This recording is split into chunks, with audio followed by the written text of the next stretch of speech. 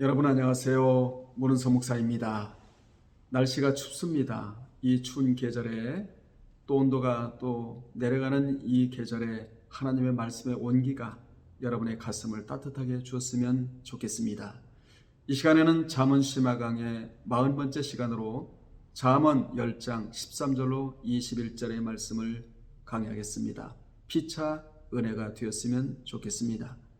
본문은 크게 두 가지로 13절로 17절은 안전과 생명의 길대에 패망과 죄의 길을 대조하여 생명의 길을 쫓고 죄의 길을 버리는 지혜로운 삶을 살 것을 교훈하고, 그리고 18절로 21절에는 말을 삼가 조심하여 다른 사람에게 유익을 주는 말을 하는 것이 지혜로운 처신임을 교훈해주고 있습니다. 따라서 본문의 말씀에 순종하는 것과 지혜로운 삶에 있어서 신중한 언어 생활이 중요하다는 것을 잘 보여주고 있습니다. 바른 말을 듣고 그에 따라 행하며 언행을 잘 다듬고 그 입술을 제하는 것, 온전한 말, 거룩하고 경건한 말을 바라는 것은 지혜로운 삶을 살아가는 첩경이라 할 수 있습니다. 따라서 경건한 삶을 살아가기를 소망하는 성도라면 이러한 본문을 통해 우리의 언어 생활이 어떠했는지를 뒤집어보고 앞으로 어떤 언어 생활을 할 것인가를 다시 한번 우리가 생각해 보아야 할 것입니다. 13절로 14절에 보면 명철한 자의 입술에는 지혜가 있어도 지혜 없는 자의 등을 위하여는 채찍이 있느니라. 지혜로운 자는 지식을 간직하거니와 미련한 자의 입은 멸망에 가깝다고 교훈해주고 있습니다. 여기서 명철한 자나 지혜로운 자는 총명함과 깊은 통찰력을 가진 사리에 밝은 사람을 의미합니다. 즉 그들은 세상의 이치를 바로 알아 항상 말을 조심하여 타인과의 쓸데없는 분쟁을 피합니다. 뿐만 아니라 말해야 할 때와 침묵해야 할 때를 바로 알아 해야 할 말과 하지 말아야 할 말을 바로 알아서 상대방과의 불필요한 마찰을 피하고 은혜로운 말로 마음을 달래고 가라앉혀주며 또한 마음을 치료하는 능력이 있습니다. 그러나 어리석은 자들은 아무 생각 없이 무분별한 말을 함으로 남들과 다툼을 일으키며 결국 자신조차 큰 피해를 입게 됩니다. 그래서 13절의 채찍이 14절의 멸망으로 한층 더 발전되어 그들의 어리석은 말들이 결국 그들 스스로를 파멸의 자리에 몰아넣을 것임을 엄중히 경고하고 있습니다. 이같이 어리석은 말 한마디는 스스로에게 큰 해악을 미칩니다. 그러므로 성도라면 누구나 그 말에 신중함을 더해야 합니다. 절대로 경솔하게 내뱉지 말아야 합니다. 말이란 엎질러진 물처럼 결코 다시 담을 수가 없습니다. 우리는 본문에서 잘못 뱉은 말은 흉기가 되어 상대방을 찌르고 죽게 할 수 있음을 기억해야 합니다. 잘못 뱉은 말은 반드시 그 대가를 치러야 한다는 것입니다. 오늘날 무분별한 말들, 정제되지 않은 말들로 하나님의 채찍과 멸망을 초래하며 살고 있는 자들이 얼마나 많은지 모릅니다. 그래서 야고보 선지자는 야고보 1장 26절에서 누구든지 스스로 경건하다 생각하며 자기 혀를 재갈 물리지 아니하고 자기 마음을 속이면 이 사람의 경건은 헛것이라고 경고하고 있습니다. 우리는 꼭 필요한 말, 적당한 말, 신중에 신중을 기하는 언어 생활을 해야 합니다. 이러한 언어를 통해 신뢰와 인정을 받고 하나님의 영광을 드러내게 되는 것입니다. 15절에 보면 부자의 재물은 그의 견고한 성이요 가난한 자의 궁핍은 그의 멸망이라고 말해주고 있습니다. 본절은 땀 흘려 일하고 그 대가를 먹는 것이 성경의 정신이며 바람직한 삶이라는 교훈입니다. 여기서 부자는 자기 절제와 인내, 근면의 모습으로 땀 흘려 일하여 큰 부를 얻은 자를 의미합니다.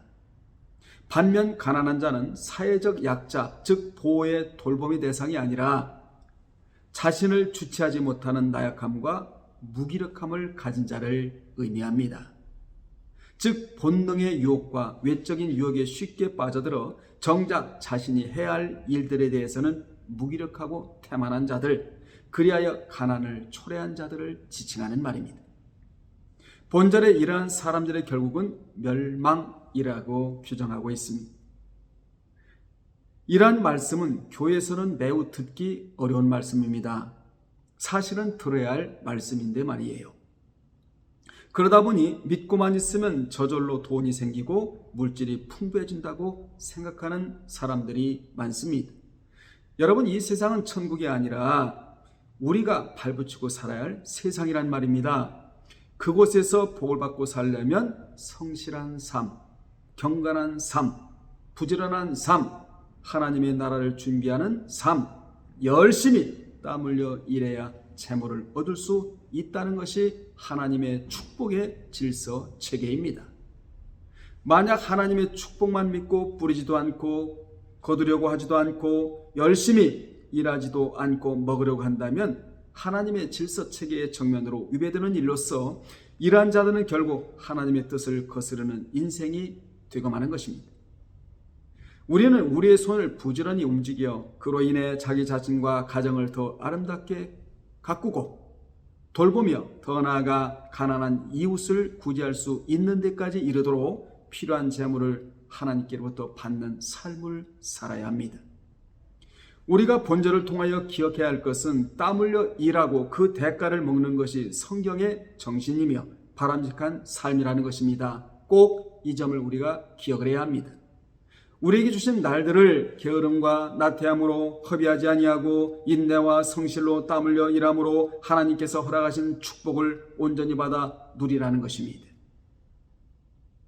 또한 꾸어줄지언정 꾸이지 아니하는 견고한 삶을 살아가라고 오늘 본절을 기록한 것입니다.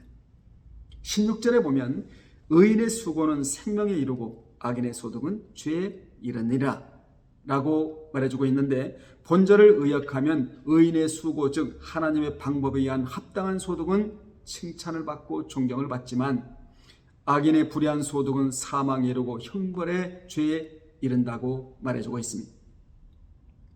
이같이 하나님의 말씀대로 얻은 의인의 소득은 생명이 되지만 악인의 불의한 방법으로 얻은 소득은 형벌을 면키 어렵답니다. 그러니까 옳게 살아서 바르게 살아서 얻은 재물, 하나님의 뜻대로 살아서 얻은 재물이 되어야 그것이 복이라는 것입니다. 인생에 있어서 재물의 중요한 가치는 말씀과 함께 얻는 것입니다.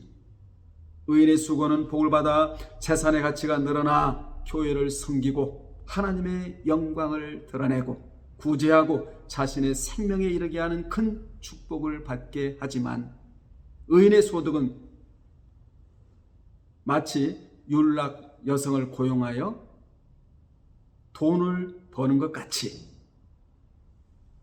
이렇게 돈을 버는 자는 죄에 이르게 되어 결국 엄중한 심판을 받게 된다고 말씀하고 있는 것입니다. 17절에 보면 훈계를 지키는 자는 생명길로 행하여도 징계를 버리는 자는 그릇 가느니라 라고 말씀해주고 있습니다. 솔로몬은 훈계와 징계야말로 인생의 생사를 결정하는 중요한 요인임을 말하고 있습니다. 여기서 훈계나 징계는 바르게 하기 위한 견책을 의미하는 말로, 그것을 배격하고 멸시하면 결국 길을 잃고 방황하다가 영원한 파멸의 길에 빠지게 될 것을 밝히고 있는 것입니다. 이같이 솔로몬은 어린 아이에게서조차 배울 수 있는 겸손을 가져야 한다고 말해주고 있는 것입니다. 비유컨대 세 사람이 함께 길을 가게 되면 그 가운데는 스승이 있고, 그리고 나 자신이 있고, 그리고 나보다 못한 사람이 있는데, 자기보다 나은 스승에게는 잘하는 것을 보고 배우고, 자기보다 못한 사람에게는 잘 못하는 점을 배워야 한다는 것입니다. 그런데 오늘날은 가르치고자 하는 사람은 많은데 가르치고자 하는 사람은 많은데 배우려고 하는 사람은 적은 것이 사실입니다.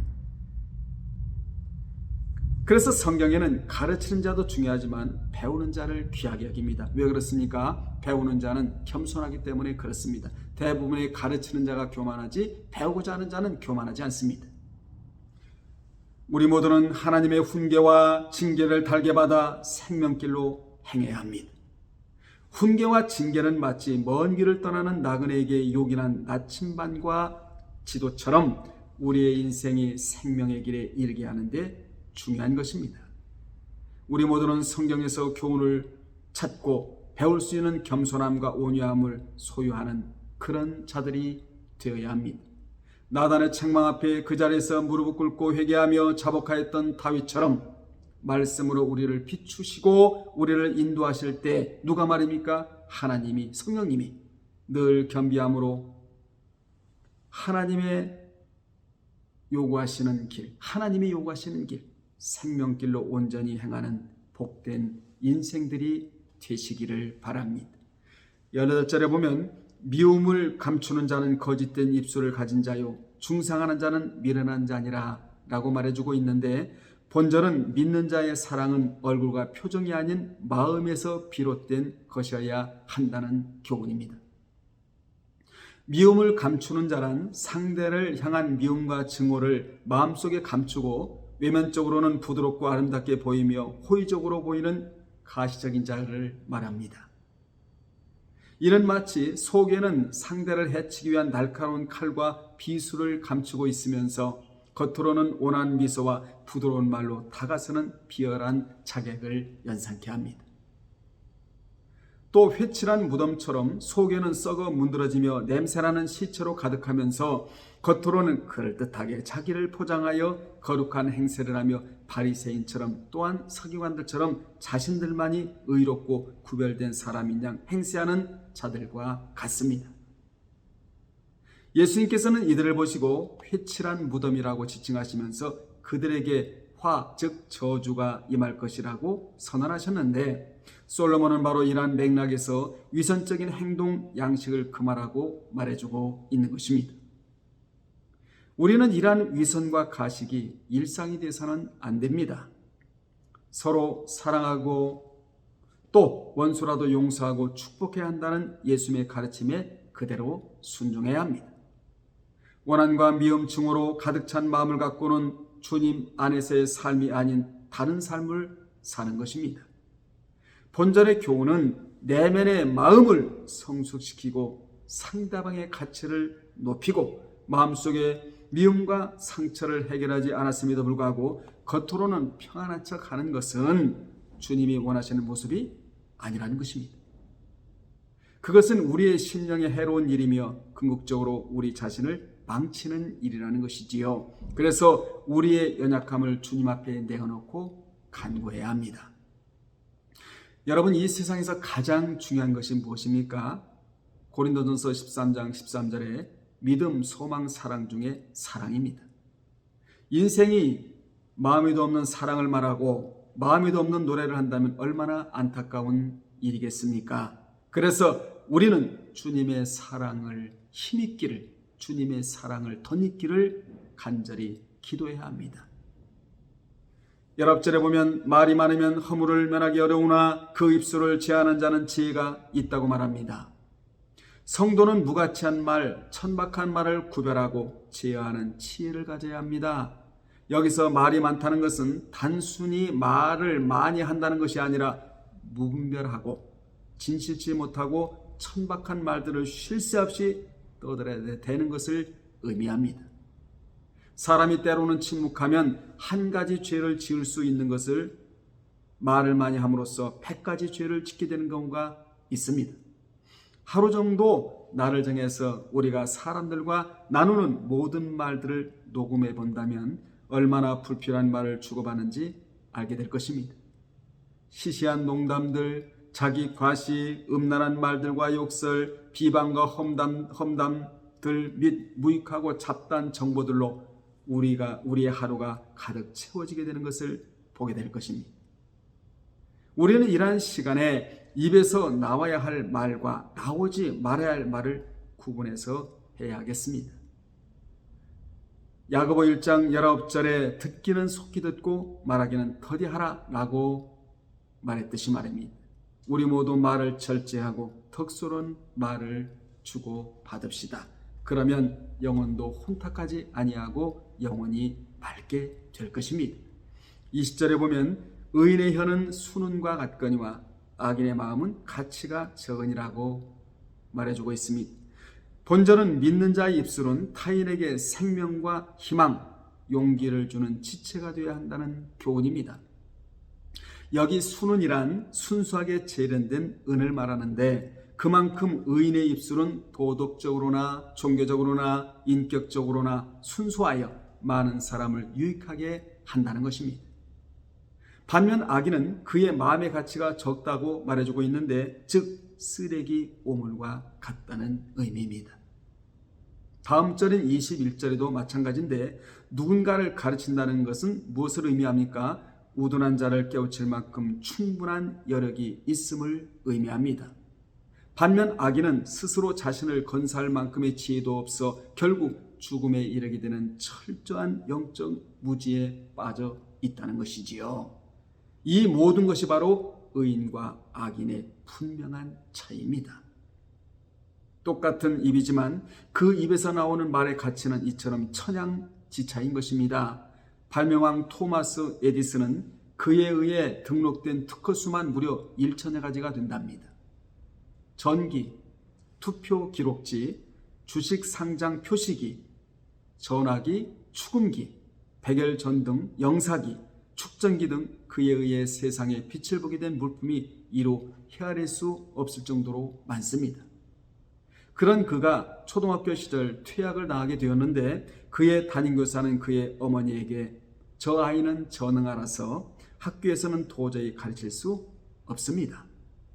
어머니가 집에서 가르치는 것이 좋겠습니다라고 말했다고 합니다. 그때 그의 어머니는 에디슨에게 너는 호기심 때문에 훌륭한 발명가가 될 수 있을 것이다. 엄마는 너를 사랑한다. 내가 있어 자랑스럽다라고 말하면서 꼭 껴안아줬다고 합니다. 어머니의 이 한마디는 에디슨의 인생을 완전히 변화시켰고 그로 하여금 20세기 인류에게 가장 큰 영향을 준 인물로 선정될 수 있게 하였습니다. 이것이 바로 지혜의 말의 가치이며 능력입니다. 만약 에디슨의 어머니가 그를 전응하로 단정하고 외면한 교사의 말을 듣고 아들을 부끄러워하고 동일하게 그를 무시하는 말을 했다면 그의 인생은 비참하기 그지없었을 것입니다. 이같이 예수 그리스도 안에서 참 지혜를 얻은 자는 순은과 같은 말들, 즉 용기와 소망을 주는 말을 하지 무가치한 말들, 쓰레기와 같은 오물 같은 말을 하지 않습니다. 부디 여러분은 의인의 입술, 의인의 혀가 되시기를 주님의 이름으로 축원합니다. 이사야는 의인의 입술, 의인의 혀에 대하여 정확하게 알았기에 이사야 50장 4절에서 주 여호와께서 학자의 혀를 내게 주사 나로 곤핍한 자를 말로 어떻게 도와줄 줄을 알게 하여 달라고 간절히 기도했습니다. 결론 내리겠습니다. 우리의 인생을 얼마나 열심히 최선을 다해 사느냐 하는 것은 우리 인생의 성패를 좌우할 중요한 문제입니다.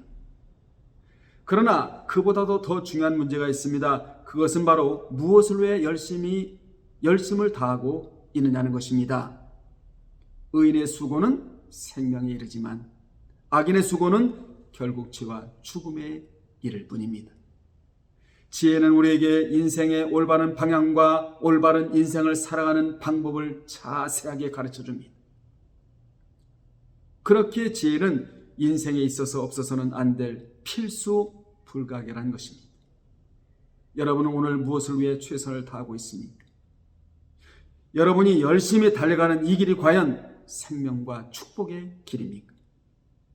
잠언에서 그렇게도 외치는 지혜의 소리에 귀를 기울여 보십시오. 그 지혜를 통해 여러분의 입술이 축복의 입술이요, 혀도 축복의 혀이요, 여러분의 삶도 축복된 삶이 되시기를 주님의 이름으로 축원합니다. 다시 한번 강조하면 지혜가 안전과 생명의 길이며 구원과 평안의 길임을 우리 모두 기억하셔서 여러분은 주님 안에서 입술도 축복이요, 혀도 축복이요, 삶도 축복인 인생을 살아가시기를 주님의 이름으로 축원합니다. 다음에 또 전해드리겠습니다. 할렐루야.